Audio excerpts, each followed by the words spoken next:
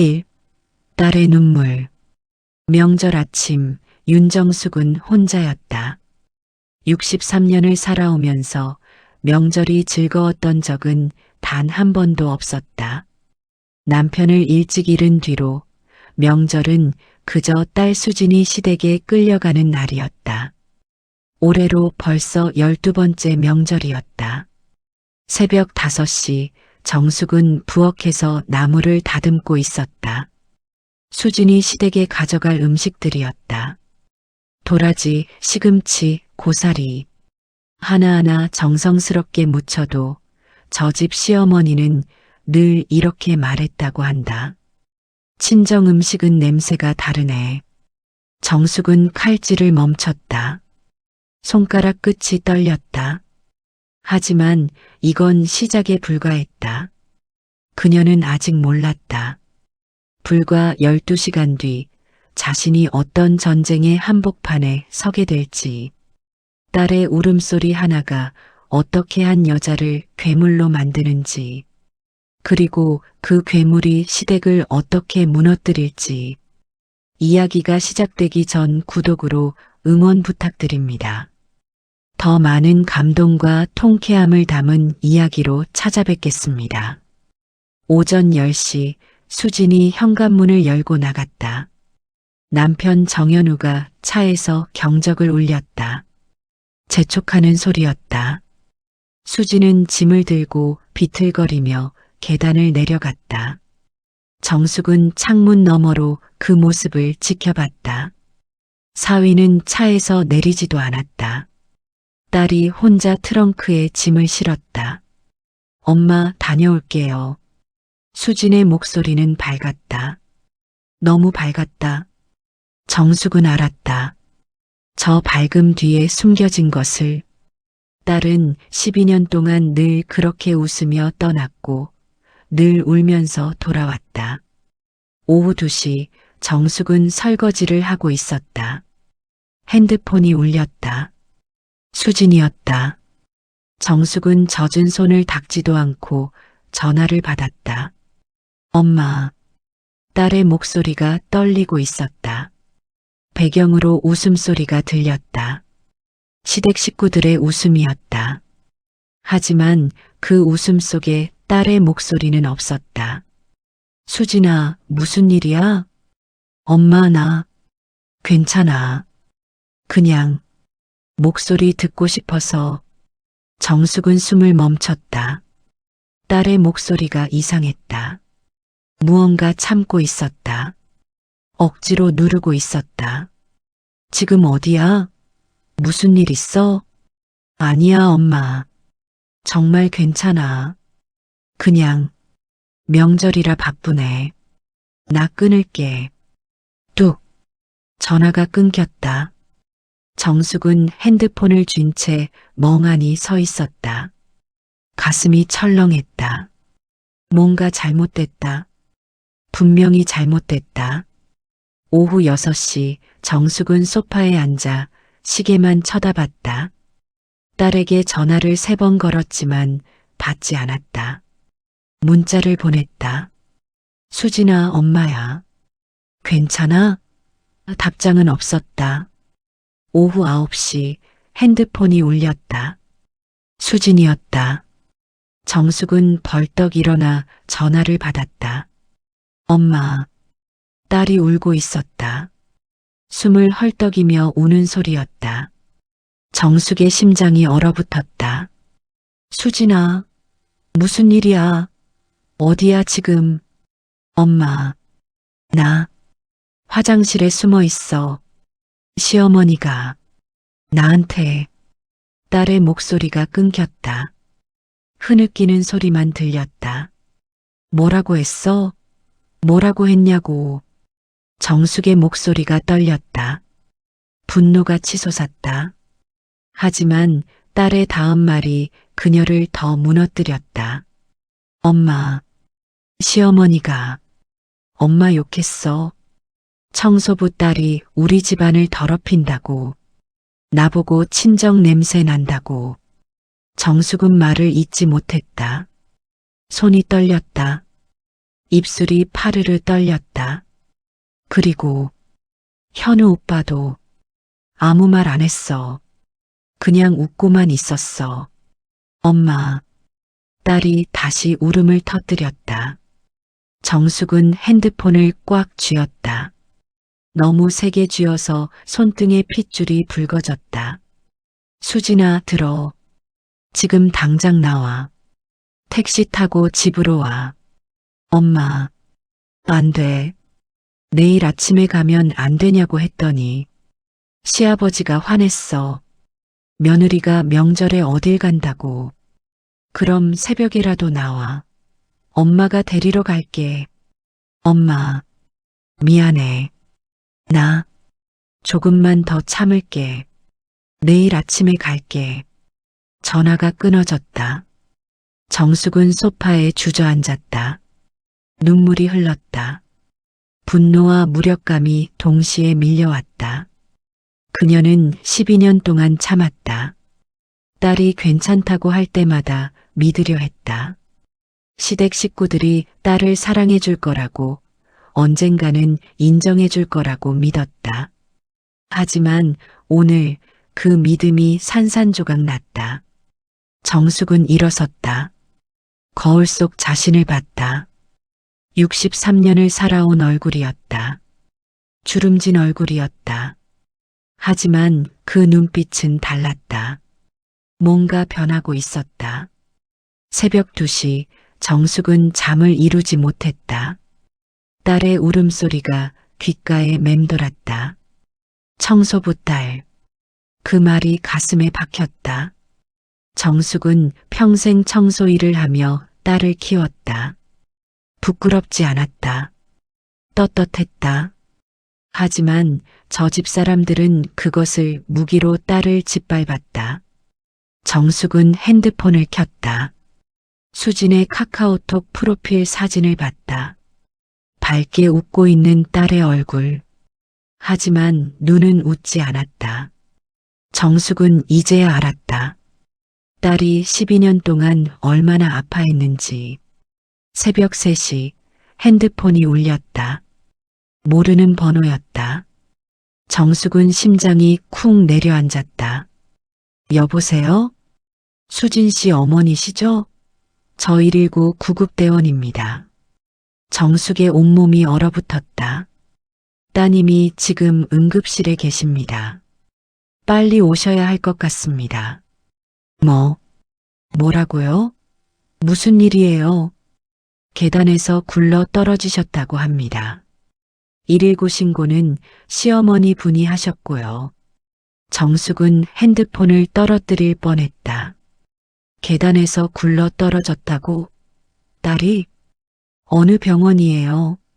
성모병원 응급실입니다. 빨리 오세요. 전화가 끊어졌다. 정숙은 옷을 걸치고 밖으로 뛰쳐나갔다. 택시를 잡아 타고 병원으로 향했다. 차 안에서 손이 떨렸다. 무릎이 떨렸다. 새벽 4시 응급실 앞. 정숙은 뛰어들어갔다. 간호사에게 딸의 이름을 말했다. 커튼 너머로 딸이 보였다. 침대에 누워 있었다. 얼굴에 피가 묻어 있었다. 이마가 찢어져 있었다. 수진아. 정숙은 달려가 딸의 손을 잡았다. 수진은 눈을 떴다. 엄마를 봤다. 그리고 울기 시작했다. 엄마, 미안해. 무슨 소리야? 괜찮아? 어디 다쳤어? 엄마, 나 그냥 계단에서 미끄러졌어. 정숙은 딸의 눈을 봤다. 딸이 거짓말하고 있었다. 정숙은 알았다. 딸의 눈빛을 보면 알 수 있었다. 수진아, 엄마한테는 진짜를 말해. 딸이 입술을 깨물었다. 눈물이 흘러내렸다. 엄마, 시어머니가 밀었어. 정숙의 심장이 멈췄다. 귀를 의심했다. 뭐라고? 시어머니가 나한테 소리 지르다가 내가 말대꾸했다고. 밀었어. 그래서 계단에서 정숙은 딸의 손을 놓았다. 천천히 일어섰다. 온몸이 떨렸다. 하지만 이번엔 두려움이 아니었다. 분노였다. 시댁 사람들은 복도에 있어. 현우 오빠도, 시부모님도. 정숙은 커튼을 걷고 나왔다. 복도에 세 사람이 서 있었다. 시어머니 박영자, 시아버지 정진석, 그리고 사위 정현우. 박영자가 정숙을 보자 말했다. 아이고, 사돈어른. 놀라셨죠? 애가 계단에서 미끄러져서. 정숙은 한 걸음 한 걸음 다가갔다. 박영자의 얼굴을 똑바로 봤다. 박영자가 멈칫했다. 정숙의 눈빛이 달랐다. 우리 딸, 미르셨죠? 복도가 조용해졌다. 박영자의 얼굴이 굳었다. 뭔 소리를. 우리 딸한테 청소부 딸이라고 하셨죠? 친정 냄새 난다고 하셨죠? 정숙의 목소리는 낮았다. 하지만 단단했다. 박영자가 당황해서 뒤를 돌아봤다. 남편 정진석을 봤다. 여보, 저 사람이 지금. 정숙이 한 걸음 더 다가갔다. 12년 동안 참았습니다.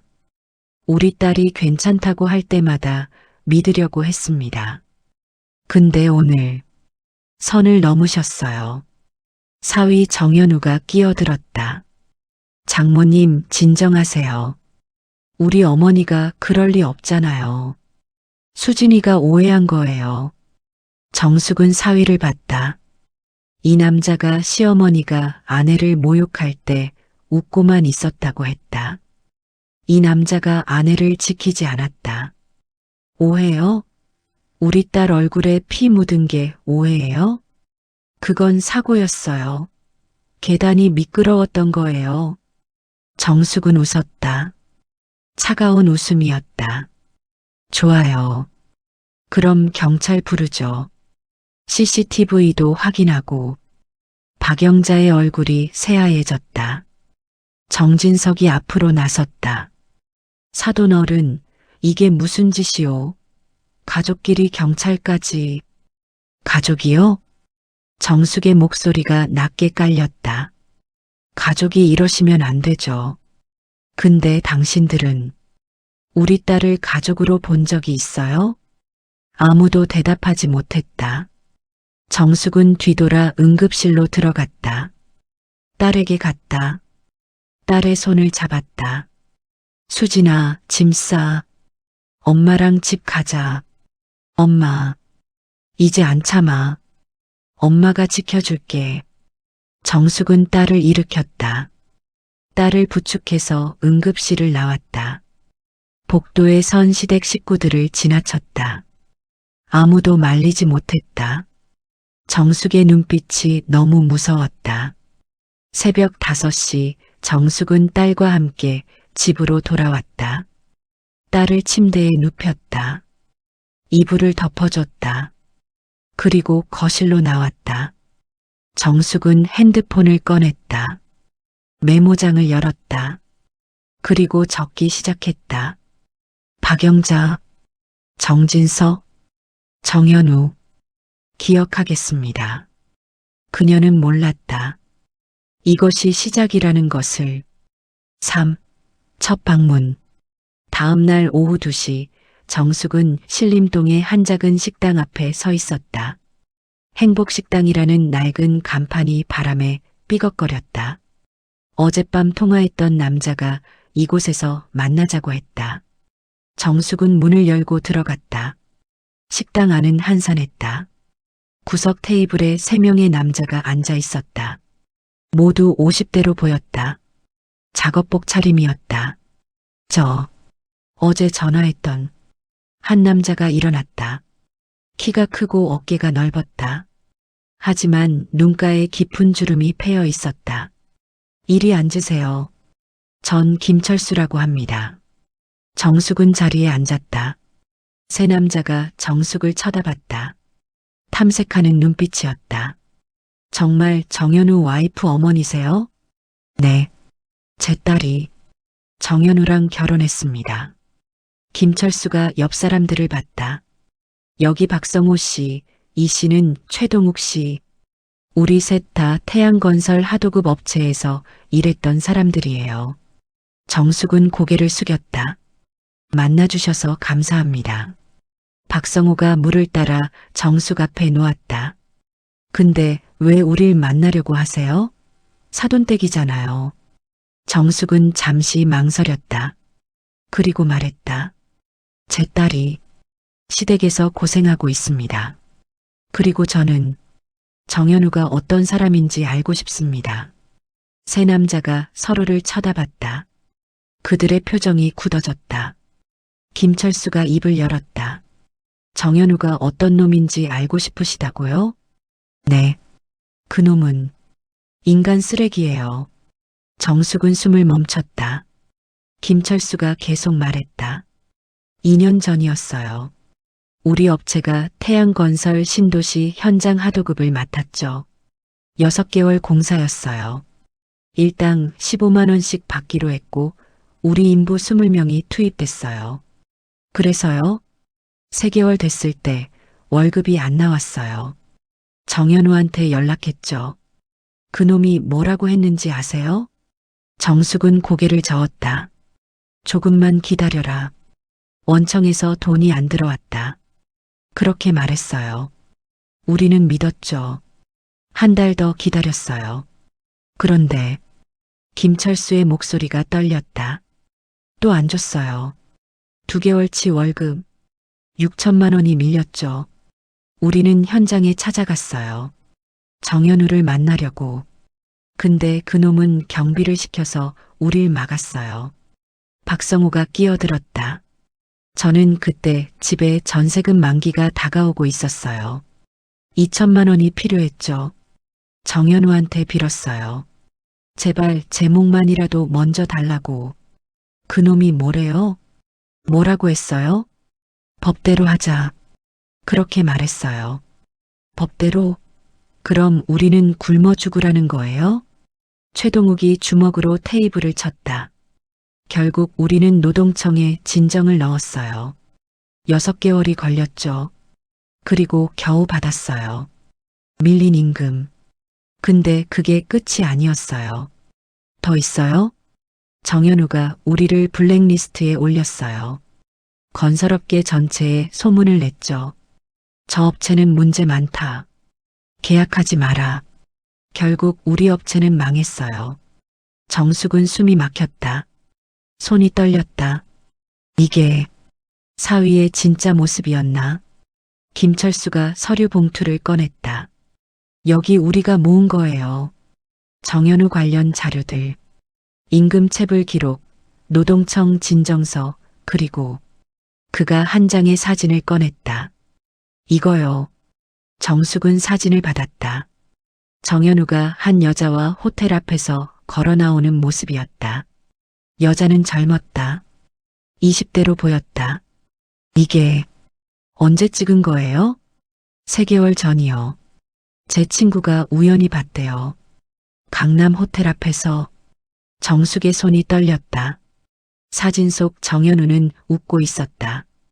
여자의 허리에 손을 두르고 이 여자는 누구예요? 태양건설 격리 직원이래요. 이름은 모르겠는데. 정숙은 사진을 가방에 넣었다. 그리고 세 남자를 봤다. 이 자료들 제가 가져가도 될까요? 김철수가 고개를 끄덕였다. 물론이죠. 그놈 제대로 혼내주세요. 우리는 이미 포기했거든요. 근데 장모님이라면 할 수 있을 것 같아요. 정숙은 서류 봉투를 받았다. 무거웠다. 하지만 이 무게가 필요했다. 감사합니다. 꼭 제대로 하겠습니다. 오후 5시 정숙은 집으로 가는 버스 안에 앉아 있었다. 가방 속 서류 봉투를 만졌다. 그리고 사진을 다시 꺼내봤다. 정현우와 젊은 여자. 호텔 앞. 수진이는 알까? 정숙은 사진을 다시 넣었다. 딸에게 보여줘야 할까? 아니면 숨겨야 할까? 버스가 정류장에 멈췄다. 정숙은 창밖을 봤다. 그리고 깜짝 놀랐다. 시어머니 박영자가 길을 걸어가고 있었다. 명품 가방을 들고 선글라스를 낀 채. 정숙은 버스에서 내렸다. 멀리서 박영자를 따라갔다. 박영자는 한 고급 카페 안으로 들어갔다. 정숙은 카페 밖에서 망설였다. 들어가야 할까? 하지만 들키면? 그때 카페 안에서 박영자가 누군가와 포옹하는 게 보였다. 정숙은 유리창 너머로 지켜봤다. 상대는 남자였다. 60대로 보였다. 정진석이 아니었다. 박영자는 그 남자와 마주 앉았다. 웃으며 이야기를 나눴다. 정숙은 핸드폰을 꺼냈다.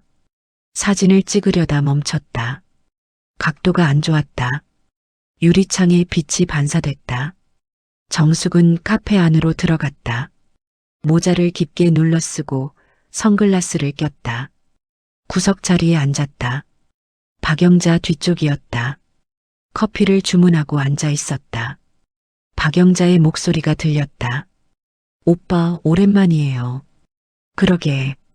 영자야, 잘 지냈어? 그럭저럭요. 집에서는 좀 답답하고. 남자가 웃었다. 진석이가 또 잔소리해? 뭐 항상 그렇죠. 나이 들수록 더 심해져요. 정숙은 귀를 기울였다. 오빠? 박영자의 오빠?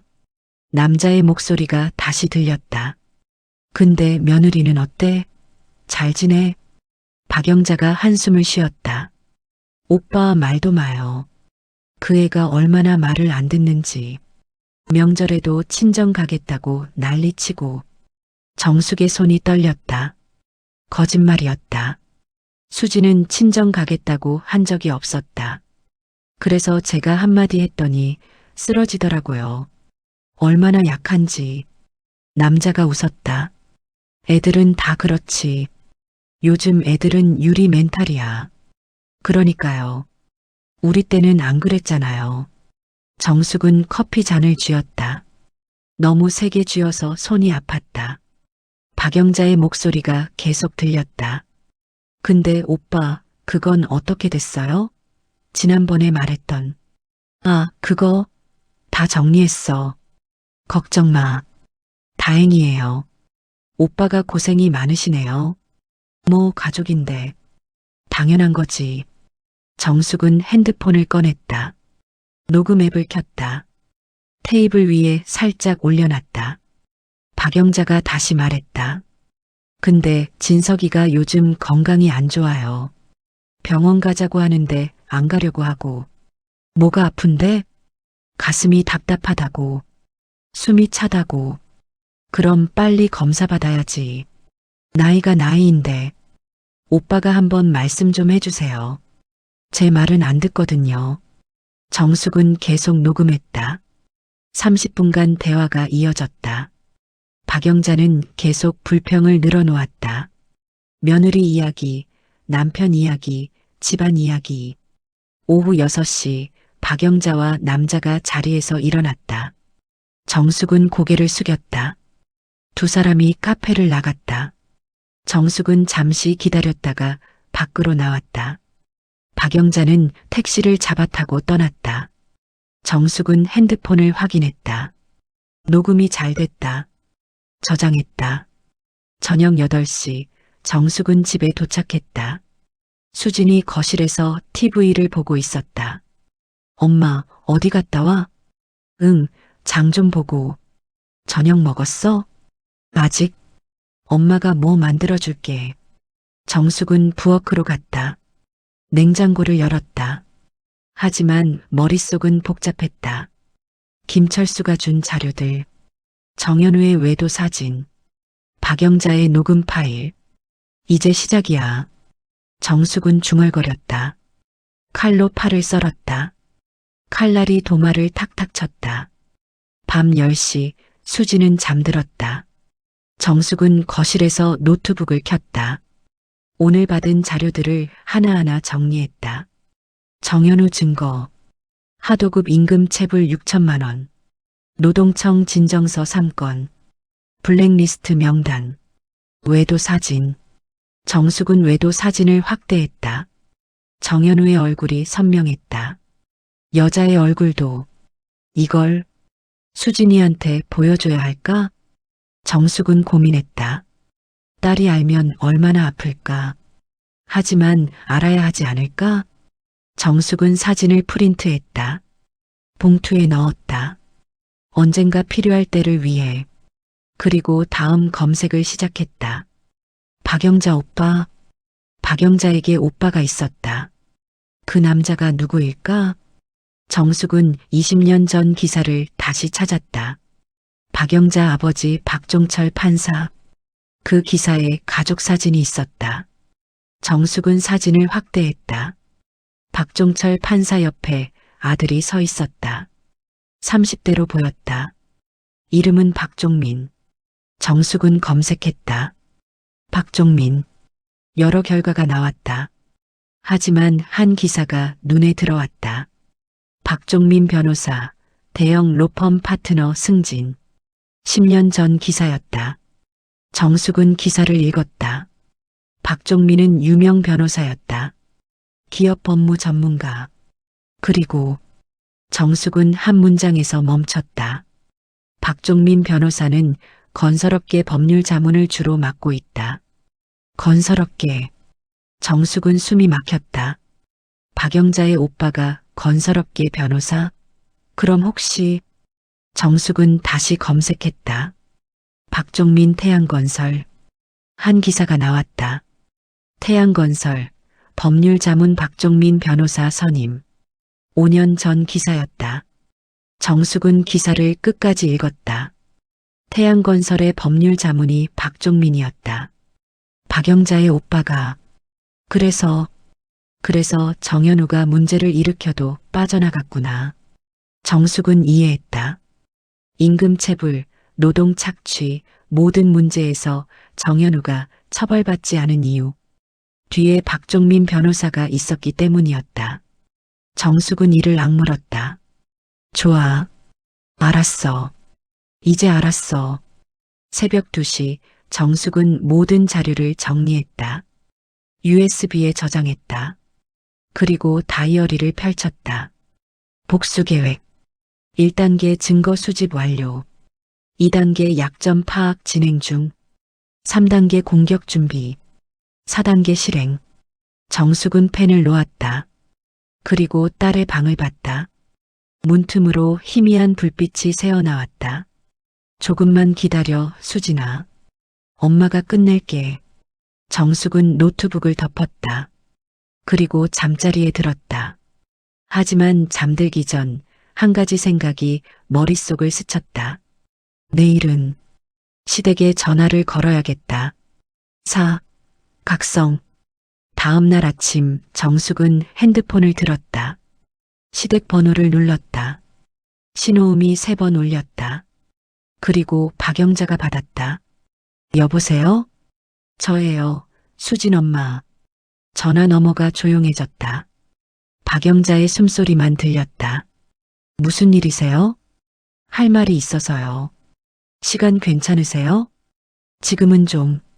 아니면 제가 찾아갈까요? 집으로. 박영자의 목소리가 굳었다. 뭐하러 오시게요? 우리 딸 일로요. 얘기 좀 해야 할 것 같아서. 전화로 하시죠. 찾아오실 필요까지야. 아니요. 직접 얼굴 보고 해야 할 말이에요. 정숙의 목소리는 단단했다. 박영자가 잠시 망설이다 말했다. 오후 3시에 오세요. 알겠습니다. 전화가 끊어졌다. 정숙은 핸드폰을 내려놨다. 손이 떨리지 않았다. 오히려 차분했다. 수진이 방에서 나왔다. 엄마, 누구랑 통화했어? 아는 분. 수진아, 오늘 엄마 좀 나갔다 올게. 어디 가는데? 정숙은 잠시 망설였다. 하지만 거짓말하지 않기로 했다. 시댁, 가야 할 것 같아. 수진의 얼굴이 하얗게 변했다. 엄마, 왜? 무슨 일 있어? 괜찮아. 엄마가 할 말 있어서. 걱정 마. 엄마, 제발 싸우지 마. 제발. 정숙은 딸을 꼭 안았다. 안 싸워. 그냥 대화만 할 거야. 하지만 정숙은 알았다. 오늘이 전쟁의 시작이라는 것을. 오후 3시 정숙은 시댁집 앞에 섰다. 고급 빌라 3층이었다. 초인종을 눌렀다. 박영자가 문을 열었다. 어서 오세요. 박영자의 목소리는 차가웠다. 정숙은 현관으로 들어갔다. 거실로 안내받았다.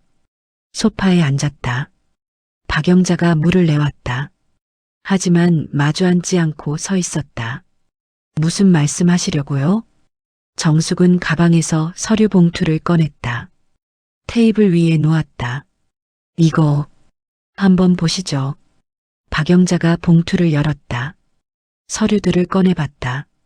얼굴이 점점 굳어졌다. 이게 뭐예요? 보시면 아시겠지만 정현우 씨가 저지른 일들이에요. 박영자의 손이 떨렸다. 어디서 이런 걸? 피해자들이 직접 줬어요. 임금 체불, 노동 착취, 전부 사실이죠? 박영자가 서류를 테이블에 던졌다. 이게 우리랑 무슨 상관이에요? 회사 일은 회사 일이고. 상관 있죠. 우리 딸이 그 사람 아내니까. 정숙은 차분하게 말했다. 박영자의 눈빛이 변했다. 지금 나한테 뭐라는 거예요? 사과 받으러 왔어요. 뭐? 우리 딸 계단에서 밀었잖아요. 사과하세요. 박영자의 얼굴이 붉어졌다. 밀다니. 그게 무슨 소리예요? 수진이가 미끄러진 거예요. 정숙은 핸드폰을 꺼냈다. 녹음 파일을 재생했다. 박영자의 목소리가 흘러나왔다. 그래서 제가 한마디 했더니 쓰러지더라고요. 박영자의 얼굴이 새하얘졌다. 이건 어디서? 어제 카페에서 오빠분이랑 대화하시던 거요. 제가 옆에 있었어요. 박영자가 뒤로 물러섰다. 당신 미행했어요? 우연이었어요. 근데 들어보니 재밌더라고요. 며느리 험담하시는 거. 박영자의 목소리가 떨렸다. 당신 지금 뭐 하는 거예요? 정숙은 일어섰다. 한 걸음 다가갔다. 경고하러 왔어요. 우리 딸한테 다시는 손대지 마세요. 손대긴 누가 손댔어요? 이마 상처는요? 병원비는 누가 내요? 박영자가 말문이 막혔다. 정숙은 계속했다. 그리고 정현우 씨한테도 전하세요. 증거 다 모았다고. 언제든 신고할 수 있다고. 박영자의 눈빛이 독해졌다. 신고 해봐요. 우리 변호사 있어요. 당신 같은 사람이 우릴 어쩌겠어요. 변호사요? 박종민 변호사 말씀이세요? 박영자의 입이 벌어졌다. 어떻게? 다 알아요. 오빠분이 변호사시고 태양건설 법률 자문이시고 그래서 정현우가 맨날 빠져나가는 거죠. 정숙은 다시 가방을 뒤졌다. 사진 한 장을 꺼냈다. 테이블 위에 놓았다. 정현우와 젊은 여자가 호텔 앞에서 나오는 사진이었다. 박영자가 사진을 집어들었다. 손이 떨렸다. 이건 3개월 전이래요. 정현우 씨 외도하고 계시더라고요. 이게 무슨... 우리 딸은 모르고 있어요. 아직은. 근데 알려줘야 할까요? 박영자의 얼굴이 일그러졌다. 당신, 우리 집안 망치려고 작정했어요? 정숙은 웃었다. 차갑게, 망치긴요.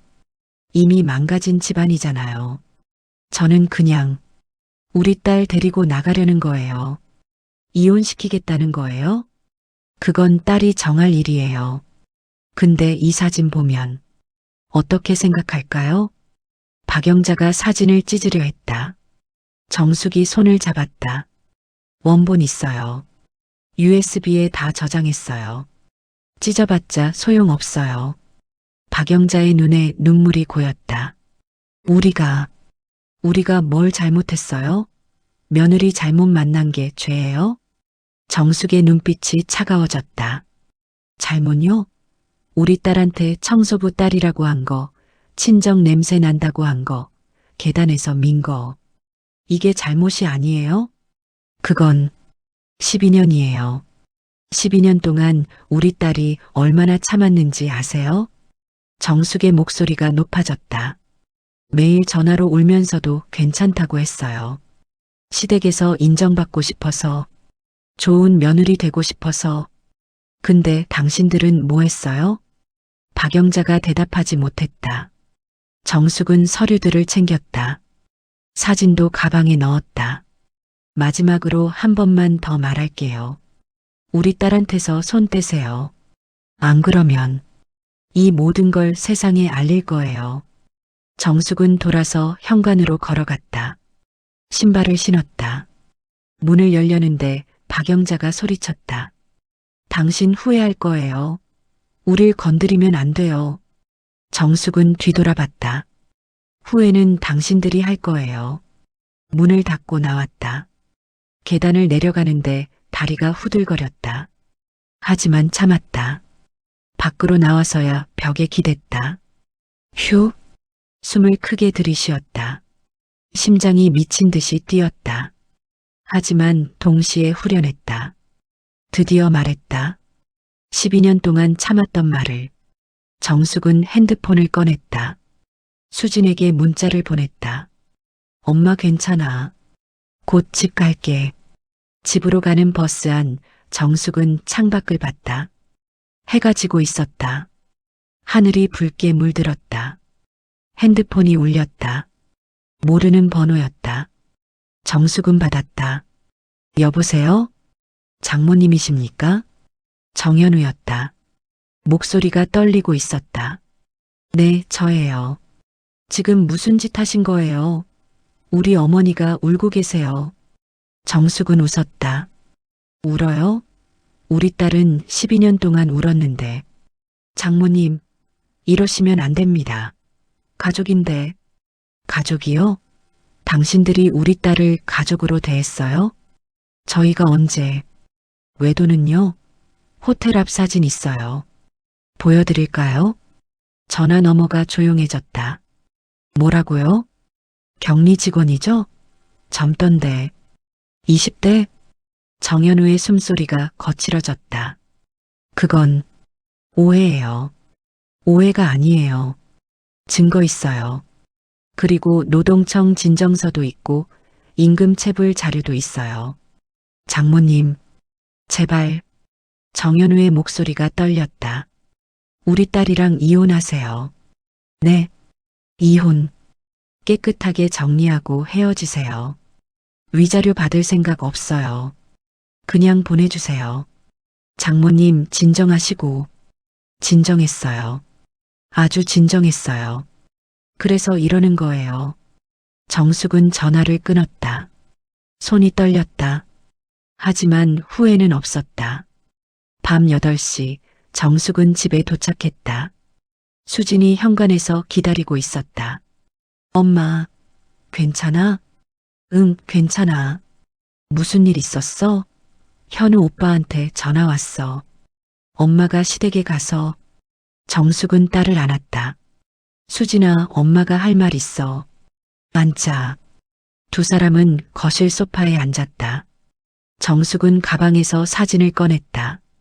딸에게 건넸다. 수진은 사진을 봤다. 얼굴이 굳었다. 이게 뭐야? 현우가 외도하고 있어. 3개월 전부터. 수진의 손이 떨렸다. 사진을 떨어뜨렸다. 아니야. 아닐 거야. 수진아, 현실을 봐. 저 사람은 너를 사랑하지 않아. 엄마. 수진이 울기 시작했다. 정숙은 딸을 꼭 안았다. 이제 끝내자. 이혼하자. 엄마. 나 12년을 참았는데. 그래. 그래서 이제 그만. 더 이상 참을 필요 없어. 수진은 엄마 품에서 한참을 울었다. 정숙은 딸의 머리를 쓰다듬었다. 밤이 깊어갔다. 수지는 방으로 들어갔다. 정숙은 거실에 남았다. 창밖을 봤다. 핸드폰이 또 울렸다. 박영자였다. 정숙은 받지 않았다. 2번, 3번 더 울렸다. 받지 않았다. 그리고 문자가 왔다. 내일 만납시다. 우리 얘기 좀 합시다. 정숙은 답장을 보냈다. 변호사 동석하세요. 이혼 얘기할 거니까. 문자를 보내고 핸드폰을 내려놨다. 정숙은 창밖 어둠을 바라봤다. 전쟁이 시작됐다. 그리고 정숙은 물러설 생각이 없었다. 조사 시작? 다음 날 오전 정숙은 법무법인 앞에 서 있었다. 박영자가 지정한 장소였다. 20층 건물의 15층. 법무법인 정도라는 간판이 보였다. 엘리베이터를 타고 올라갔다. 문이 열리자 화려한 로비가 나타났다. 접수 직원이 웃으며 물었다. 예약하셨나요? 윤정숙이요. 박영자 씨가. 아, 네. 이쪽으로 오세요. 안내를 받아 회의실로 들어갔다.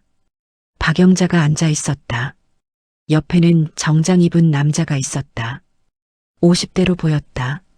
앉으세요. 박영자의 목소리는 어제와 달랐다. 침착했다. 정숙은 자리에 앉았다. 정장 남자가 명함을 건넸다. 김동철 변호사입니다. 정숙은 명함을 받았다. 하지만 가방에 그냥 넣었다. 김동철 변호사가 서류를 펼쳤다. 윤정숙 씨, 어제 일은 유감스럽습니다만 오늘은 현실적인 얘기를 해보죠. 현실적인 얘기요? 네. 이혼 말씀하셨죠? 좋습니다. 진행하시죠. 정숙은 놀랐다. 너무 쉽게 받아들였다. 단 조건이 있습니다. 조건? 김동철이 서류를 밀었다. 위자료는 없습니다. 재산 분할도 최소한으로. 그리고 양육권은. 잠깐요. 애가 있나요? 박영자가 끼어들었다. 다행히 없죠. 그래서 깨끗하게 정리할 수 있어요. 정숙은 서류를 봤다. 이혼 합의서였다. 하지만 내용이 이상했다. 이게 뭐예요? 위자료 없고 재산 분할도 없고? 맞습니다. 그리고 한 가지 더. 김동철이 다른 서류를 꺼냈다. 합의서에 서명하시면 윤정숙 씨와 따님은 향후 정현우 씨 및 가족에 대해 어떠한 법적 조치도 취하지 않는다는 조항이 있습니다. 정숙은 웃었다. 농담하세요? 농담 아닙니다. 우리 딸이 12년 참았는데 아무것도 없이 나가라고요? 박영자가 차갑게 말했다. 12년? 우리 집에서 먹여 살려준 게 12년이에요. 감사해야죠. 정숙의 손이 테이블을 쳤다. 먹여 살렸다고요? 딸이 얼마나 집안일 했는지 아세요? 그게 며느리 도리죠. 도리? 계단에서 밀어놓고 도리 타령해요? 김동철이 끼어들었다. 윤정숙 씨, 진정하시죠. 감정적으로 가면 서로 손해예요. 손해는 우리가 봤어요. 12년 동안. 정숙은 서류를 밀어냈다. 이딴 조건으로는 안 돼요. 위자료 받을 거예요. 그리고 정현우 씨 비리도 고발할 거고요. 박영자의 얼굴이 굳었다. 비리? 증거 있어요? 정숙은 가방에서 USB를 꺼냈다. 테이블 위에 놓았다. 여기 다 있어요. 임금 체불, 노동 착취, 외도. 전부. 김동철이 USB를 봤다. 표정이 변하지 않았다. 그래요. 그럼 우리도 할 말 있습니다. 그가 태블릿을 꺼냈다. 화면을 켰다. 정숙에게 보여줬다. 이거 아시죠? 화면에는 CCTV 영상이 재생되고 있었다. 정숙이 카페에서 박영자를 몰래 녹음하는 장면이었다. 이건 불법 녹음입니다. 윤정숙 씨, 상대방 동의 없이 녹음했죠? 정숙의 얼굴이 굳었다. 그리고 이것도 보시죠. 김동철이 다른 화면을 켰다. 정숙이 태양건설 본사 로비에서 사진 찍는 모습이었다. 무단 침입, 사진 촬영, 전부 불법입니다. 정숙은 말을 잇지 못했다. 박영자가 웃었다. 윤정숙 씨, 우리를 얕보셨어요. 우린 준비했어요. 당신이 뭘 하든. 김동철이 서류를 다시 밀었다. 이 조건이 싫으시면 우리는 윤정숙 씨를 불법 녹음, 무단 침입, 명예훼손으로 고소할 겁니다. 정숙의 손이 떨렸다. 그리고 따님도. 뭐라고요? 따님이 친정으로 도망간 건 부부 의무 위반이에요. 이혼 사유가 될 수 있죠. 그럼 위자료는 우리가 받게 됩니다. 정숙은 숨이 막혔다. 이게 그들의 계획이었나? 박영자가 일어섰다. 생각해 보세요. 조용히 끝낼 건지, 법정에서 싸울 건지.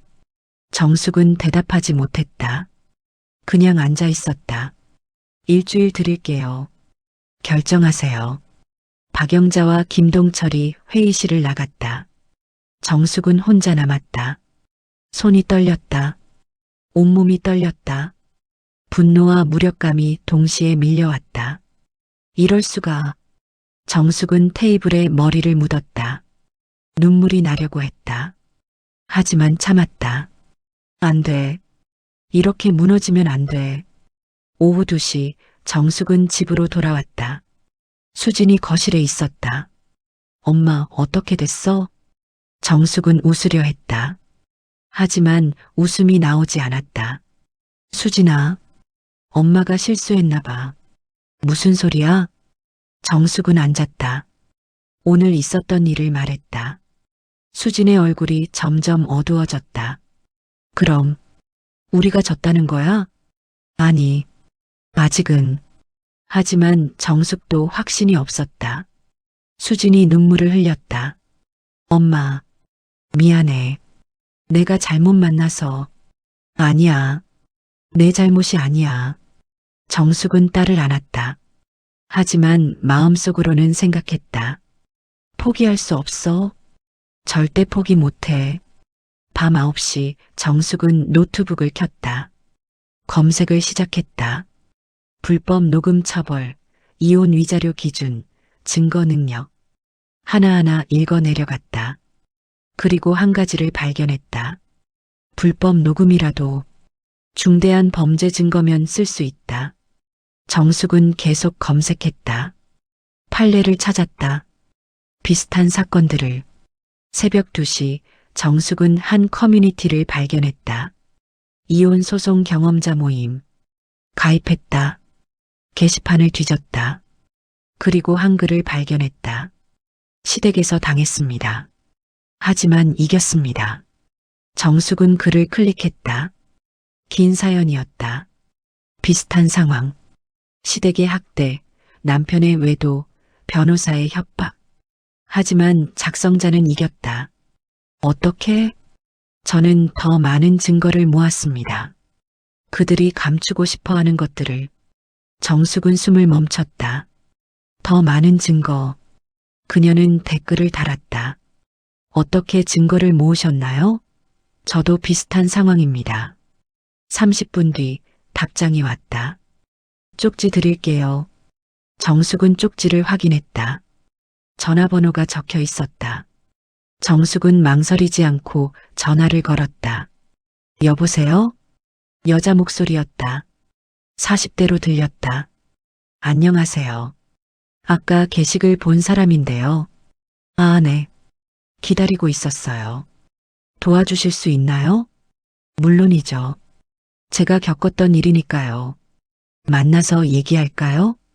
감사합니다. 정말 감사합니다. 전화를 끊었다. 정숙은 창밖을 봤다. 새벽이 밝아오고 있었다. 아직 끝나지 않았어. 이제부터 진짜 시작이야. 다음 날 오후 정숙은 한 카페에서 그 여자를 만났다. 이름은 강미영이었다. 42세. 3년 전 시댁과 싸워 이겼다고 했다. 어떻게 하신 거예요? 증거를 더 모았어요. 그들이 숨기고 싶어 하는 것들. 예를 들면요. 강미영이 노트북을 꺼냈다. 시댁 재산, 탈세 기록, 불법 거래. 제 시아버지는 사업가였는데 비자금이 있었어요. 어떻게 알아냈어요? 추적했죠. 회사 등기부, 세무자료, 계좌 이체 내역. 정숙은 메모했다. 그런데 그걸 어떻게 구하죠? 방법이 있어요. 공개된 정보도 있고, 탐정 쓰는 방법도 있고, 탐정이요? 네. 전문가한테 맡기는 게 제일 확실해요. 강미영이 명함을 건넸다. 제가 썼던 분이에요. 믿을만해요. 정숙은 명함을 받았다. 조우진 탐정사무소. 비용은 많이 드나요? 솔직히 싸진 않아요. 근데 제 경우엔 그만한 가치가 있었어요. 정숙은 고민했다. 돈이 문제였다. 하지만 딸을 위해서라면. 알겠습니다. 연락해 볼게요. 집으로 돌아오는 길 정숙은 명함을 쳐다봤다. 그리고 결심했다. 밤 10시 정숙은 탐정사무소에 전화를 걸었다. 조우진 탐정사무소입니다. 안녕하세요. 의뢰하고 싶은 게 있는데요. 어떤 건가요? 제 사위 조사, 그리고 시댁 재산 조사. 가능합니다. 만나서 상담하시죠. 정숙은 약속을 잡았다. 내일 오후. 전화를 끊고 수진의 방을 봤다. 불이 꺼져 있었다. 딸은 자고 있었다. 조금만 기다려. 엄마가 끝까지 해볼게. 정숙은 노트북을 켰다. 정진석, 박영자, 정현우. 세 사람의 이름을 적었다. 그리고 그 아래 적었다. 약점을 찾아라. 6. 첫 복수. 일주일 뒤 정숙은 탐정사무소에서 조우진을 다시 만났다. 그는 두꺼운 파일을 테이블 위에 놓았다. 다 나왔습니다. 정숙은 파일을 열었다. 첫 장부터 눈이 커졌다. 정현우 실제 명의는 페이퍼 컴퍼니 3개를 더 소유하고 있습니다. 태양건설 외주 업체들이에요. 그게 무슨 뜻이죠? 자기가 자기한테 일 주는 거예요. 이익은 2배로 챙기고 세금은 적게 내고. 정숙은 다음 페이지를 넘겼다. 그리고 이건 계좌 내역인데요. 정현우 명의 비자금 계좌가 있습니다. 약 12억 원. 12억? 네. 회사 돈을 빼돌린 거예요. 아마 시아버지 정진석도 모를 겁니다. 정숙의 손이 떨렸다. 이건 결정타였다. 그리고 더 있습니다. 조우진이 사진 몇 장을 꺼냈다. 정현우가 만나는 여자, 이름은 신유진. 25세, 태양건설 격리 직원 맞고요. 둘이 6개월째 만나고 있습니다. 사진 속 정현우와 신유진은 손을 잡고 걷고 있었다. 다른 사진에서는 키스하고 있었다. 그리고 이 여자한테 아파트를 사줬어요. 강남 아파트. 시세 8억. 정숙은 숨이 막혔다. 증거는 확실합니다. 전부 법정에서 쓸 수 있어요. 조우진이 다른 파일을 펼쳤다. 시아버지 정진석은 더 심각합니다. 뭐가 있나요? 20년 전 로비 사건, 실제로 금품을 받았습니다. 5억 원. 근데 그 돈이 해외 계좌로 빠져나갔어요. 증거가 있나요? 계좌 이체 기록 찾았습니다. 당시 검찰이 못 찾은 거예요. 제가 찾았어요. 조우진은 자신감이 넘쳤다. 그리고 박영자, 시어머니요? 오빠 박종민 변호사와 함께 부동산 투기를 했습니다. 내부 정보 이용해서. 정숙은 파일을 다 읽었다. 손이 떨렸다. 하지만 이번엔 두려움이 아니었다. 흥분이었다. 이걸로 이길 수 있나요? 충분합니다. 이혼 소송에서 압도적으로 유리해요. 위자료도 받을 수 있고. 정숙은 눈을 감았다. 깊게 숨을 들이쉬었다. 감사합니다. 정말 감사합니다. 제 일이니까요. 그리고 조우진이 명함 한 장을 더 건넸다. 이분은 이혼 전문 변호사예요. 제가 추천하는 분입니다. 연락해보세요. 정숙은 명함을 받았다. 법무법인 정의 마이너스 이수연 변호사. 꼭 연락할게요. 오후 4시 정숙은 집으로 돌아왔다. 수진이 거실에서 TV를 보고 있었다. 엄마, 어디 갔다 왔어? 응, 볼일 좀 봤어. 정숙은 파일을 가방에 숨겼다. 아직 딸에게 보여줄 때가 아니었다. 수진아, 저녁 뭐 먹고 싶어? 엄마, 나 식욕 없어. 수진의 얼굴이 창백했다. 일주일 동안 거의 먹지 않았다. 그래도 먹어야지. 엄마가 미역국 끓일게. 정숙은 부엌으로 갔다. 하지만 머릿속은 복잡했다. 이제 무엇을 해야 할까? 밤 10시 수진이 잠든 뒤 정숙은 이수연 변호사에게 전화를 걸었다. 이수연 변호사입니다. 안녕하세요. 조우진 탐정이 소개해줘서 전화드렸습니다. 아, 네. 기다리고 있었어요. 언제 만나실래요? 내일 가능하세요? 오전 10시 어때요? 좋습니다. 다음 날 정숙은 이수연 변호사 사무실에 갔다. 30대 후반으로 보이는 여자 변호사가 맞이했다. 앉으세요. 커피 드릴까요? 괜찮습니다. 이수연은 정숙이 가져온 파일을 받아 읽었다. 표정이 점점 진지해졌다. 이거 대단한데요. 이길 수 있나요? 충분히 이길 수 있어요. 아니, 압도적으로 이겨요. 이수연이 펜을 꺼냈다. 먼저 이혼 소송을 제기할 거예요. 그리고 정현우 씨의 외도, 비자금, 불법 경영을 전부 증거로 제출합니다.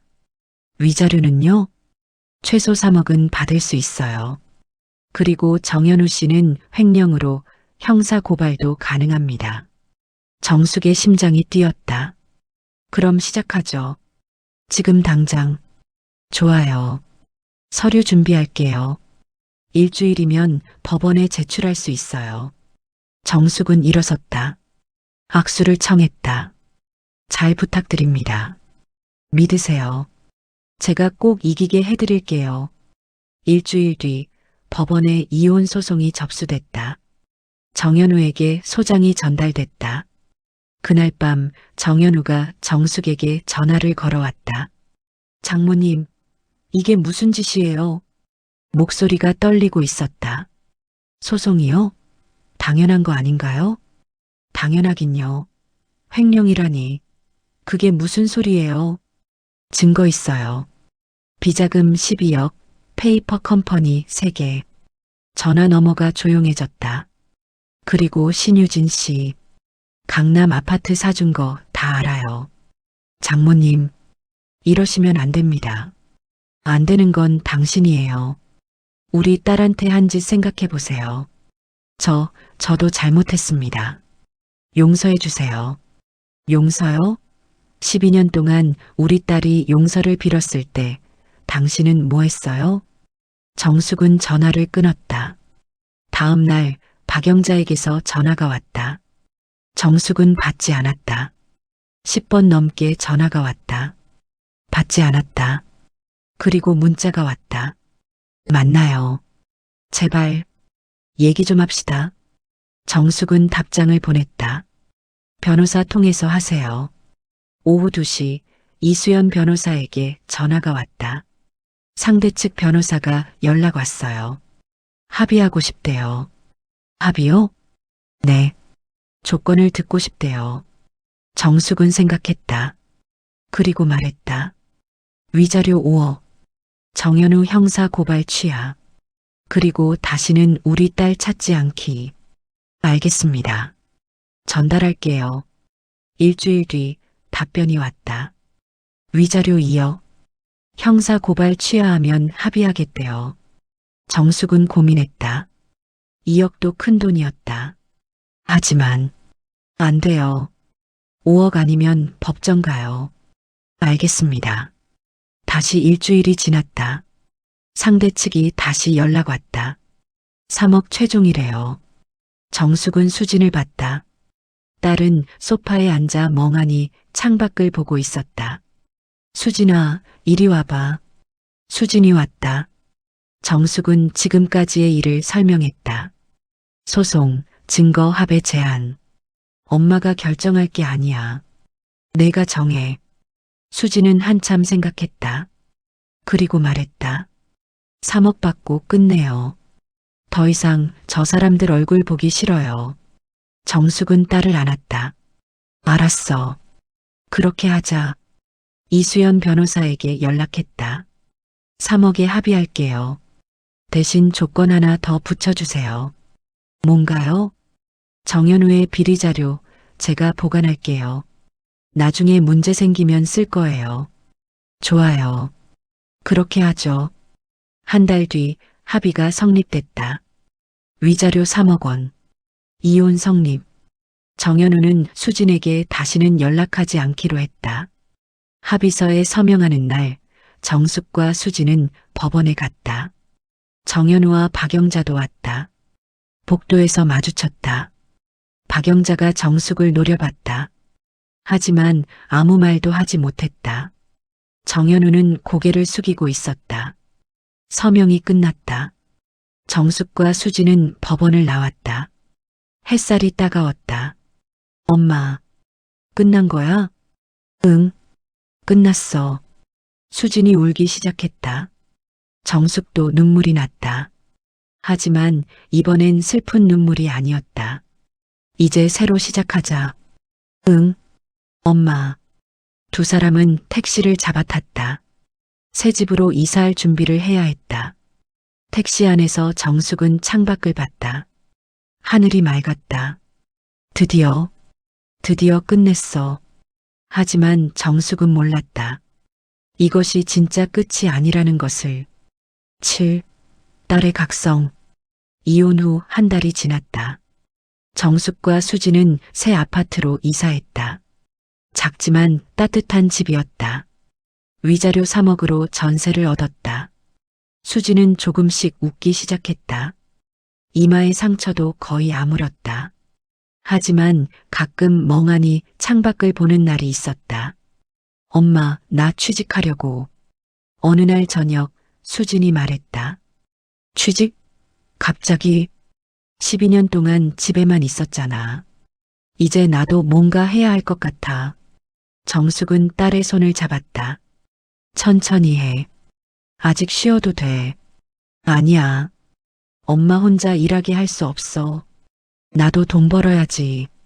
정숙은 눈물이 날 뻔했다. 딸이 이렇게 강해졌다. 알았어. 그럼 같이 찾아보자. 다음 날부터 수지는 이력서를 쓰기 시작했다. 하지만 12년 공백이 문제였다. 어디를 지원해도 서류에서 떨어졌다. 엄마, 나 아무것도 할 수 있는 게 없나 봐. 수진이 좌절했다. 아니야. 시간이 필요한 거야. 근데 계속 떨어지잖아. 정숙은 딸을 안았다. 그리고 생각했다. 내가 뭘 해줄 수 있을까? 일주일 뒤 정숙은 결정을 내렸다. 수진아, 엄마가 식당 하나 차릴까봐. 식당? 응. 작은 거. 우리 둘이서 운영하는 거. 수진의 눈이 커졌다. 그게 가능해? 왜 안 돼? 엄마 평생 식당 일했어. 자신 있어. 근데 돈이 위자료 남은 거로 하면 돼. 걱정 마. 수지는 한참 생각했다. 그리고 웃었다. 좋아. 해보자, 엄마. 한 달 뒤 작은 식당이 문을 열었다. 정순의 식당 정숙과 수진의 이름을 합친 거였다. 첫날은 손님이 거의 없었다. 둘째 날도 마찬가지였다. 하지만 포기하지 않았다. 천천히 가자. 우리 맛있잖아. 정숙이 딸을 격려했다. 일주일 뒤부터 단골이 생기기 시작했다. 한 달 뒤에는 점심시간에 자리가 꽉 찼다. 엄마, 우리 잘하고 있어. 수진이 웃으며 말했다. 정숙은 딸의 얼굴을 봤다. 12년 만에 처음 보는 진짜 웃음이었다. 그날 밤 장사를 마치고 집으로 돌아왔다. 두 사람은 소파에 나란히 앉았다. 엄마 고마워. 뭐가? 나 구해줘서. 나 포기하지 않아서. 정숙은 딸을 안았다. 당연한 거야. 넌 내 딸인데. 엄마 아니었으면 나 아직도 그 집에서 살았을 거야.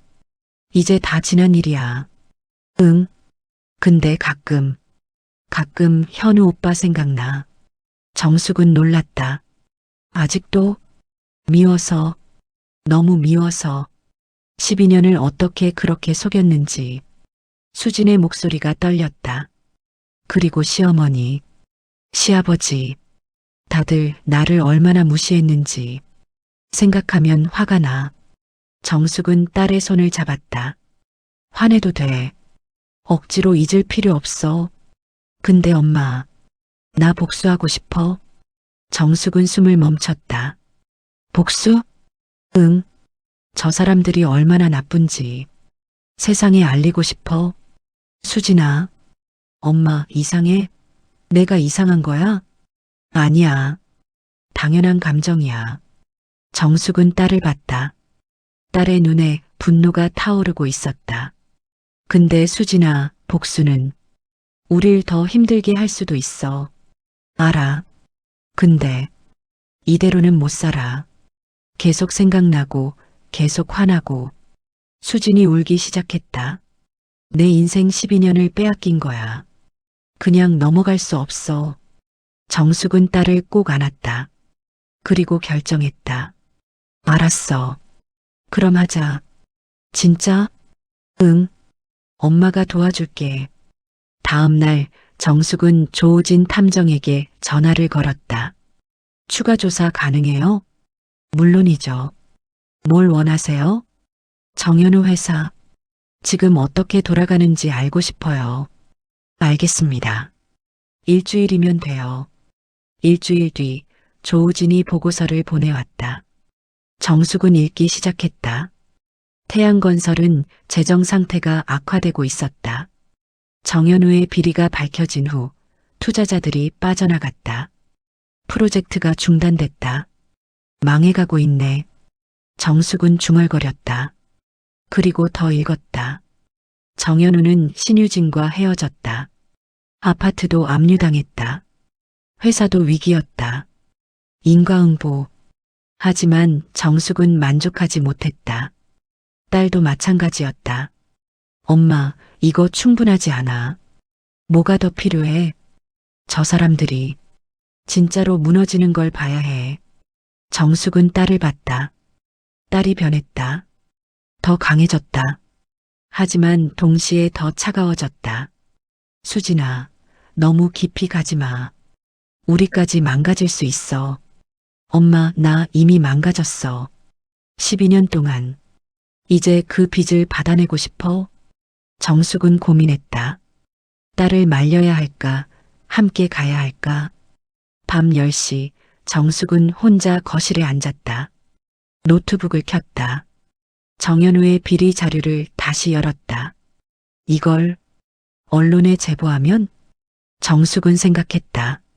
기자에게 자료를 넘기면 어떻게 될까? 정현우는 완전히 끝날 것이다. 회사도 망하고 명예도 떨어지고. 하지만 정숙은 망설였다. 이게 과연 옳은 일일까? 다음 날 아침 수진이 먼저 말했다. 엄마, 나 결정했어. 뭘? 기자한테 제보할 거야. 정현우 비리. 정숙은 놀랐다. 수진아, 진짜 그럴 거야? 응. 이대로는 못 끝내. 저 사람이 다른 여자한테 또 그럴 것 같아. 정숙은 딸의 눈을 봤다. 단단했다. 흔들리지 않았다. 알았어. 그럼 같이 하자. 일주일 뒤 정숙과 수진은 한 기자를 만났다. 탐사보도 전문 기자였다. 이게 전부예요? 기자가 자료를 보며 물었다. 네. 횡령, 비자금, 하도급 착취 다 있어요. 기자의 눈이 빛났다. 이거 대박이네요. 기사 쓰겠습니다. 언제 나가요? 일주일 안에. 정숙과 수진은 카페를 나왔다. 길을 걸으며 수진이 말했다. 엄마, 나 무서워. 뭐가 이렇게까지 해도 되나 싶어. 정숙은 딸의 손을 잡았다. 후회해? 아니, 후회는 안 해. 근데 무서워. 괜찮아. 엄마가 있잖아.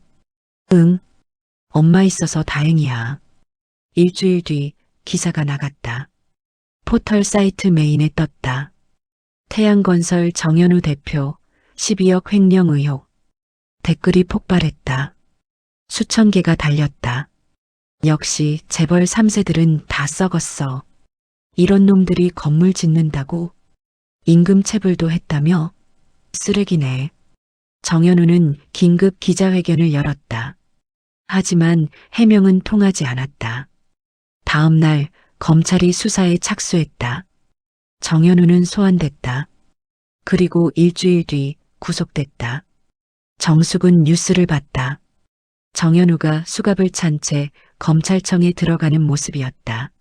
엄마, 우리가 한 거야? 수진이 떨리는 목소리로 물었다. 아니야. 저 사람이 한 짓이 돌아온 거야. 근데 이상해. 시원하지가 않아. 정숙도 같은 감정이었다. 복수했다. 이겼다. 하지만 뭔가 텅 비어 있었다. 수진아, 우리 이제 그만 생각하자. 앞으로 가자. 응, 그래야겠지. 그날 밤 두 사람은 식당 문을 닫고 집으로 돌아왔다. 피곤했지만 편안했다. 엄마, 내일 뭐해? 장사하지. 뭐, 나도. 그래. 우리 열심히 살자. 응. 이제 진짜 끝난 거지? 정숙은 고개를 끄덕였다. 응. 끝났어. 하지만 정숙은 몰랐다. 진짜 끝은 아직 오지 않았다는 것을. 8.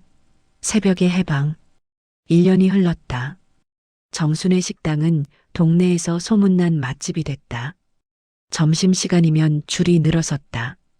저녁에도 손님이 끊이지 않았다. 정숙은 주방에서 국을 끓이고 수지는 홀에서 손님을 맞았다. 둘은 완벽한 팀이었다. 엄마, 된장찌개 하나 더요. 알았어. 정숙은 웃으며 대답했다. 주름진 얼굴이지만 생기가 넘쳤다. 수진도 달라졌다. 머리를 짧게 자르고 밝은 옷을 입었다. 무엇보다 웃음이 많아졌다. 손님, 여기 된장찌개 나왔습니다. 아, 맛있어 보인다. 역시 여기가 최고야. 손님들의 칭찬에 수지는 뿌듯해했다. 저녁 9시 마지막 손님이 나갔다. 정숙과 수지는 설거지를 하며 이야기를 나눴다. 엄마, 오늘 매출 좋았어. 그러게. 우리 잘하고 있네. 응. 이제 진짜 자리 잡은 것 같아. 정숙은 딸을 봤다. 딸의 얼굴에는 평화가 깃들어 있었다. 수진아, 행복해? 응. 진짜 행복해. 이런 게 행복인 줄 몰랐어. 정숙은 눈물이 날 뻔했다. 엄마도 행복해. 밤 10시 집으로 돌아오는 길. 두 사람은 나란히 걸었다. 엄마, 나 요즘 꿈 꿔. 무슨 꿈? 식당을 더 크게 하는 꿈. 직원도 뽑고. 정숙은 웃었다. 야심 있네? 응. 엄마랑 같이 하는 거니까. 자신 있어. 그래. 그럼 해보자. 집에 도착했다. 현관문을 열고 들어갔다. 편안한 집이었다. 수지는 샤워를 하러 갔고 정숙은 거실에 앉았다. TV를 켰다. 뉴스가 나왔다. 태양건설 정현우 전 대표 징역 3년 확정. 정숙은 TV를 껐다. 더 이상 보고 싶지 않았다. 핸드폰이 울렸다. 모르는 번호였다. 정숙은 받았다. 여보세요? 정숙 씨세요? 여자 목소리였다. 낯익었다. 박영자였다. 정숙은 전화를 끊으려다 멈췄다. 무슨 일이세요? 만날 수 있을까요? 왜요? 할 말이 있어요. 제발, 한 번만요. 정숙은 잠시 고민했다. 언제요? 내일. 낮에 괜찮으세요? 오전 10시. 식당 앞 공원. 감사합니다. 전화가 끊어졌다. 정숙은 핸드폰을 내려놨다. 뭔 일일까? 다음 날 오전 10시 정숙은 공원 벤치에 앉아 기다렸다. 박영자가 나타났다. 1년 전과 다른 모습이었다. 화장기 없는 얼굴, 초라한 옷차림, 명품 가방도 없었다. 왔습니다. 박영자가 조심스럽게 앉았다. 정숙은 아무 말 없이 기다렸다. 저, 사과하러 왔어요. 정숙은 놀랐다. 박영자가 사과를 12년 동안 수진이한테 너무 심하게 했어요. 미안합니다. 박영자의 목소리가 떨렸다. 시어머니로서, 사람으로서 잘못했어요. 정숙은 대답하지 않았다. 그냥 봤다. 현우가 감옥에 갔어요. 회사도 망했고요. 남편은 심장병으로 입원했어요. 박영자가 눈물을 흘렸다. 다 제 잘못이에요. 제가 며느리를 사람 취급 안 해서 벌 받는 거죠. 정숙은 한숨을 쉬었다. 박영자 씨, 네, 사과받았어요. 근데 저는 용서 못해요. 박영자가 고개를 들었다. 우리 딸이 12년 동안 얼마나 아팠는지 아세요? 매일 울면서도 괜찮다고 했던 거 아세요? 죄송합니다. 사과로는 안 돼요. 시간은 안 돌아와요. 박영자는 대답하지 못했다. 근데 한 가지는 알아주세요. 저희는 이제 행복해요. 당신들 없이도. 정숙은 일어섰다. 그러니까 더 이상 우리 인생에 나타나지 마세요. 알겠습니다. 박영자는 고개를 숙인 채 앉아 있었다. 정숙은 돌아서 걸어갔다. 공원을 나와 식당으로 향했다. 수진이 문을 열고 준비 중이었다. 엄마, 어디 갔다 왔어? 응, 산책 좀 했어. 그래, 얼굴이 좋아 보이는데? 정숙은 웃었다. 기분이 좋아서. 왜? 그냥, 우리가 이렇게 잘 살고 있어서. 수진도 웃었다. 맞아. 우리 진짜 잘 살고 있지? 응. 앞으로도 더 잘 살 거야. 그날 저녁 장사를 마치고 집으로 돌아왔다. 정숙은 거실에 혼자 앉았다. 창밖을 봤다. 달이 밝았다. 별도 빛났다. 정숙은 1년 전을 떠올렸다. 명절 아침 딸의 전화. 병원 응급실. 분노. 복수. 그리고 지금 평화. 행복. 새로운 시작. 결국 우리가 이긴 거구나. 정숙은 중얼거렸다. 복수로 이긴 게 아니었다. 포기하지 않고 살아남아서 이긴 거였다. 수진이 방에서 나왔다. 엄마, 왜 앉아? 그냥 생각 좀 하고 있었어. 무슨 생각? 우리가 정말 강하다는 생각. 수진이 엄마 옆에 앉았다. 엄마가 강한 거지. 나는 엄마 아니었으면. 아니야. 너도 강해. 12년을 버텼잖아. 그리고 다시 일어섰잖아. 수지는 엄마의 어깨에 머리를 기댔다. 엄마 사랑해. 나도 사랑해. 두 사람은 한참 그렇게 앉아 있었다. 말은 없었지만 따뜻했다. 밤이 깊어갔다. 정숙은 일기장을 꺼냈다. 1년 동안 써온 일기였다. 마지막 페이지를 펼쳤다. 펜을 들었다. 2025년 11월 6일. 1년이 지났다. 딸은 이제 웃는다. 진짜 웃음으로. 나도 웃는다. 후회 없이. 복수는 끝났다. 하지만 우리 인생은 이제 시작이다. 누군가 나에게 묻는다면 다시 돌아가도 똑같이 하겠냐고. 나는 대답할 것이다. 아니라고. 다시 돌아간다면 더 일찍 시작했을 것이다. 딸이 12년을 고생하기 전에. 하지만 후회는 없다. 우리는 이겼으니까. 살아남았으니까. 이제 우리는 자유다. 마이너스 윤정숙. 마이너스 마이너스 마이너스. 일기를 덮었다. 정숙은 창밖을 봤다. 동이 트고 있었다. 새벽이었다. 새로운 하루가 시작되는 시간이었다. 정숙은 일어섰다. 부엌으로 갔다. 커피를 내렸다. 향기가 집안에 퍼졌다. 수진이 방에서 나왔다. 엄마, 벌써 일어났어? 응. 오늘 장사 준비해야지. 그러게. 오늘도 손님 많을 거야. 그럼 우리 힘내자. 응. 두 사람은 함께 아침을 먹었다. 밥과 김치와 계란말이. 단순하지만 맛있었다. 오전 9시 식당 문을 열었다. 첫 손님이 들어왔다. 어서 오세요. 정숙과 수진이 동시에 인사했다. 손님은 웃으며 자리에 앉았다. 여기 오면 기분이 좋아져요. 두 분 웃는 모습이 예뻐서. 정숙은 얼굴이 붉어졌다. 고맙습니다. 뭐 드릴까요? 된장찌개 하나요. 네, 금방 나갑니다. 정숙은 부엌으로 들어갔다. 냄비에 불을 켰다. 된장을 풀었다. 밖에서 수진의 웃음소리가 들렸다. 손님과 이야기를 나누는 소리였다. 정숙은 웃었다. 이거면 됐어. 이것만 있으면 충분해. 점심시간 식당은 손님으로 가득 찼다. 정숙과 수진은 바쁘게 움직였다. 땀이 났지만 행복했다. 저녁이 됐다. 마지막 손님을 보냈다. 문을 닫았다. 휴, 오늘도 끝났다. 수진이 의자에 앉으며 말했다. 고생했어. 정숙이 딸의 어깨를 두드렸다. 엄마도. 내일도 화이팅. 그래. 화이팅. 집으로 가는 길 해가 지고 있었다. 하늘이 붉게 물들었다. 정숙은 하늘을 올려다봤다.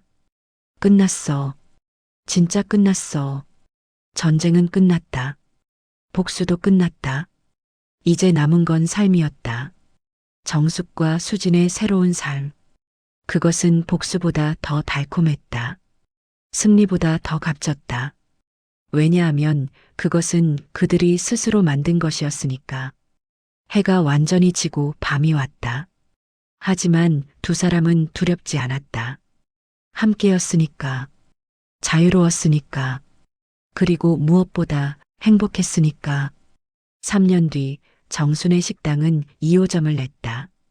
수진은 대표가 됐고 정숙은 메뉴 개발을 맡았다. 정현우는 출소 후 다른 도시로 떠났다. 소식은 들리지 않았다. 박영자는 작은 아파트에서 혼자 살고 있다고 했다. 정진석은 심장병으로 세상을 떠났다. 하지만 정숙과 수진은 그들을 생각하지 않았다. 더 이상 과거에 매달리지 않았다. 그들에게는 지금이 있었고 미래가 있었고 무엇보다 서로가 있었다. 그것으로 충분했다. 이 이야기가 마음에 드셨나요? 구독과 좋아요로 응원해 주세요. 여러분의 관심이 더 좋은 이야기를 만드는 힘이 됩니다. 윤정숙과 수진 모녀의 이야기 어떠셨나요? 댓글로 여러분의 이야기도 들려주세요. 다음에도 감동과 통쾌함이 있는 이야기로 찾아뵙겠습니다.